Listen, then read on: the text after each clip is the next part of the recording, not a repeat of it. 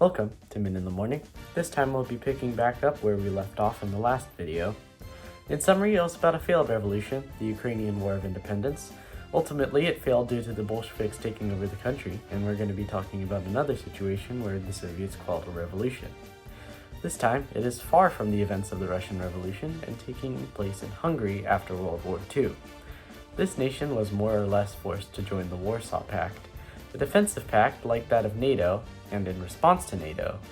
Additionally established to complement the economic pact, named the Council for Mutual Economic Assistance, abbreviated Comecon. Not kidding, the USSR had its own form of Comecon, just commie, and instead of cosplayers we have political and economic restrictions disguised as economic development. Not really much different from cosplaying, you're just trying to pretend to be something that you're not. Anyways, this alliance consisted of the Eastern European countries, or Eastern Bloc, Albania, Bulgaria, Czechoslovakia, East Germany, the aforementioned Hungary, Poland, Romania, and the leader of this alliance, the Soviet Union. Our story begins in 1956, about a year after the formation of the Warsaw Pact. Despite the government being also accepting of their new alliance, the university students of Budapest, the capital of Hungary, were not so happy about what they viewed as an occupation by the Soviet Union. After the illegitimate government's takeover of Hungary, free elections were disallowed. The Comecon Mutual Assistance Treaty allowed for Soviet troops to be stationed in Hungary, so it really did look like an occupation. After being encouraged by the anti-Stalinist sentiment broadcasted by the new leader of the Soviet Union, Nikita Khrushchev, several students of the Budapest University of Technology and Economics called for public support to join them, as they were to broadcast their 16 demands through the Magyar radio and protest outside the Hungarian Parliament building. On that fateful day, on October 23rd, 20,000 protesters gathered outside the statue of General Josef Bem, a national hero to Poland and Hungary. Peter Veres, an intellectual and member of the Writers' Union, which was an explicitly anti-Soviet body of Hungarian writers, read out a manifesto expressing several points, including a call for independence from the Soviet Union's Warsaw Pact, and a democratic socialist government that would support the freedom and rights of the people of Hungary. Some of the protesters decided to realize one of the points of the manifesto and climbed up the nearby Stalin statue and tore it down. Going back to the aforementioned group of students who entered the radio station, they were detained by security. Kinda obvious that would happen, since they kinda just entered the building and demanded to have their 16 points heard via the radio. Though, what would happen next would spur a real revolution. The students and protesters outside demanded the detained students be released, with violence. But instead, the students were fatally fired upon by the State Protection Agency, basically the secret police of Hungary, and will be abbreviated as the AVH from now on. The AVH had a pretty bad reputation for brutality and purges and hundreds of thousands of arrests over the past years. And despite this somewhat reasonable action of defending themselves from the violent protesters, violent students that were unarmed, the public decided that this incident would be the last. Especially after rumors spread about that the group of students detained by the security of the radio station were executed, protesters hijacked an ambulance bringing in supplies for the AVH and instead distributed the weapons and tear gas amongst themselves. Now, the protesters were armed. When the Hungarian army sent in troops to assist the AVH, some troops just straight out refused to cooperate, and when reaching there, they joined the protesters instead, refusing to fire upon their own countrymen. The protesters led fight against the gunfire and tear gas of the AVH police, setting fire to police cars and destroying Russian communist insignia such as the Red Star, as well as communist literature. The chairman of the Council of Ministers of Hungary, András Szedegos, would flee the country with revolutionaries on his doorstep. Additionally, Erno Gero, the current party leader of Hungary at the time, was replaced by Imre Nagy, a milder communist and not such a staunch Stalinist, in order to placate the people. This didn't really work, and instead Nagy's leadership would lead the country against the Soviet Union. As news of this reached the Kremlin the next day, tanks were sent in to quell the protesters, sometimes even violently, in which one incident where a Red Army tank fired into a crowd of people, and among other incidents that day, would lead to the deaths of 75 to 100 people.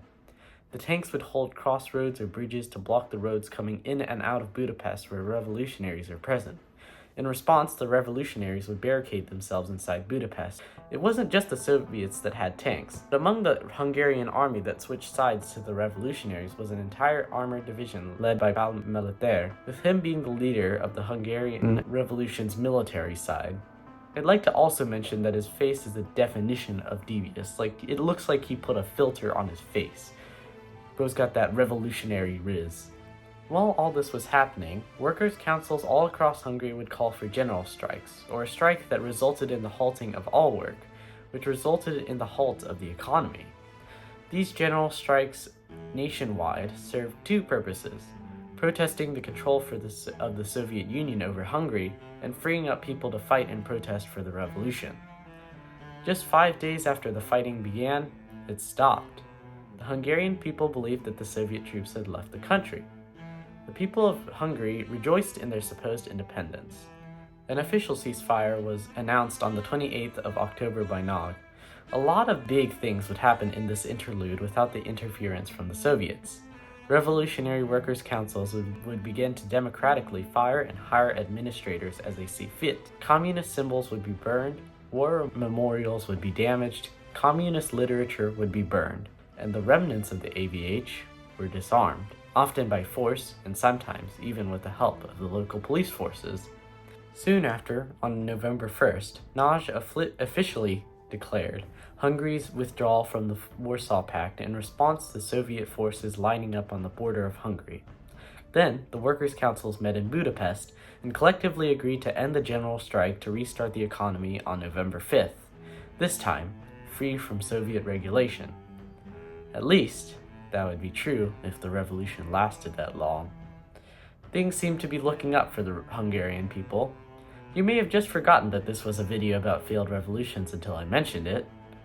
On November 1st, despite Nagy's declared neutrality, as in not siding with either the Western or Eastern Bloc, as well as Soviet reassurance that they would not invade, Nagy received some news that Soviet tanks were moving in from the east and heading towards the capital.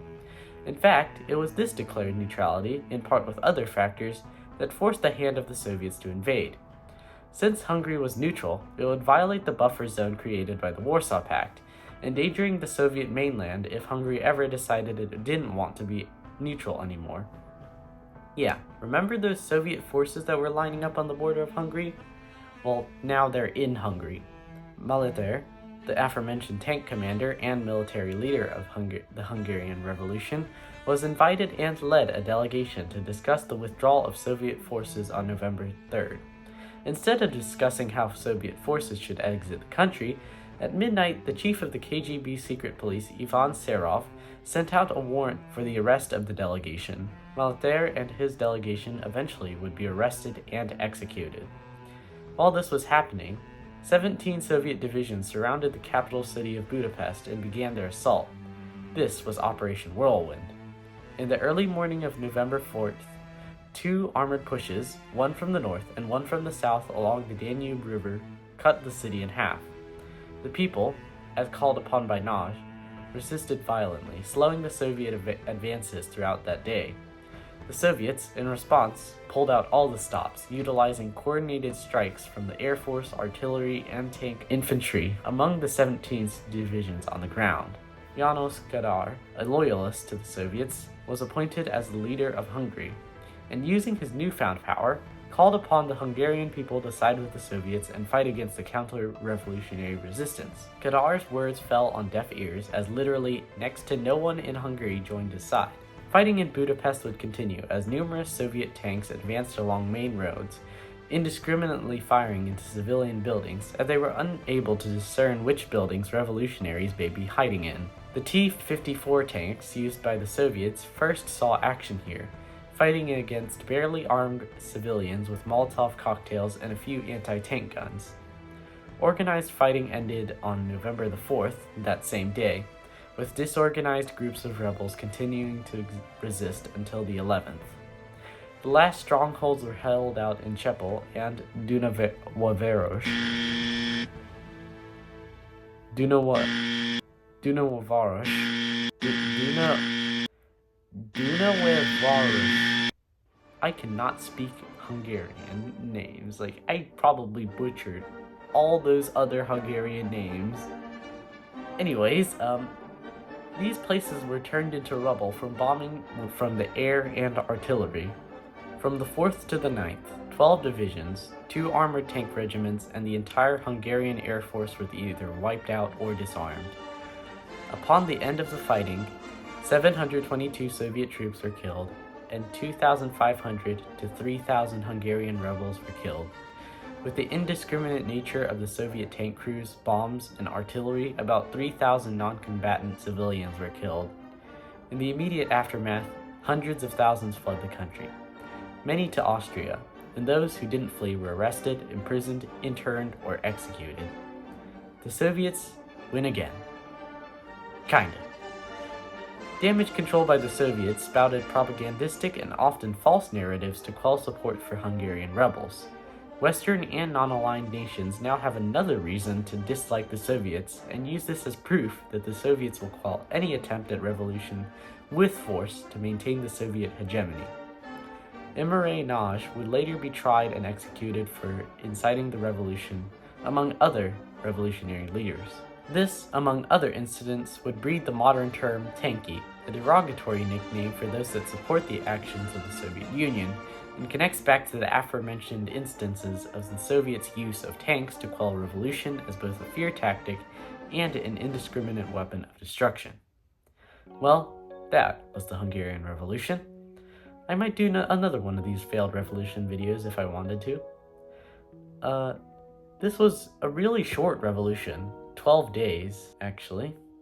So I'll be heading away on Saturday.